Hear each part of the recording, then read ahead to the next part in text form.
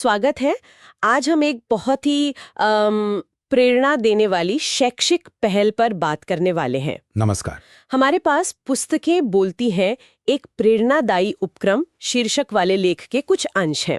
ये कड़म्बी के अजित राव घोरपड़े विद्यालय की एक खास परंपरा के बारे में बताते हैं। हाँ, और आज हम यही समझने की कोशिश करेंगे कि भाई ये स्कूल आज के जमाने में जहाँ मोबाइल और टीवी इतना है, वहाँ बच्चों में पढ़ने का शौक और ज्ञान के लिए एक लगाव कैसे जगा पा रहा है। बिल्कुल, और इसकी जड़ें जाती हैं विद्यालय के मुख्याध्यापक श्री D.N. पाटिल के एक कह सकते हैं अनोखे विचार तक। हाँ, वो हर साल एक पुस्तक प्रदर्शनी आयोजित करते हैं। और वो भी खास तरह की, मतलब लाइब्रेरी की सारी किताबें अलमारियों से बाहर खुले में। जी हाँ, बिल्कुल खुले में। पर ऐसा क्यों सोचा गया? क्या सिर्फ इसलिए कि भाई बच्चों की पढ़ने में रुचि घट रही थी? देखिए, रुचि कम होना तो एक बड़ा कारण था ही, इसमें कोई शक नहीं।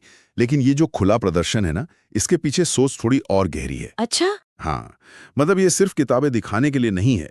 जब किताबें बंद अलमारियों से निकलकर ऐसे सामने आती हैं तो वो ज्यादा पास लगती हैं, कम डरावनी शायद। हाँ, ये बात तो है। खासकर उन बच्चों के लिए जो शायद खुद से लाइब्रेरी के अंदर जाने में संकोच करते हो। सही कहा। तो एक तरह से किताबों और बच्चों के बीच की जो एक दीवार सी होती है वो हट जाती है। बिल्कुल, पहुंच आसान हो जाती है और माहौल थोड़ा अनौपचारिक दोस्ताना बन जाता है। और मैंने सुना इस प्रदर्शनी में सिर्फ स्टूडेंट्स ही नहीं होते, उनके पेरेंट्स, टीचर्स, यहाँ तक कि गांव वाले भी। हाँ, बिल्कुल।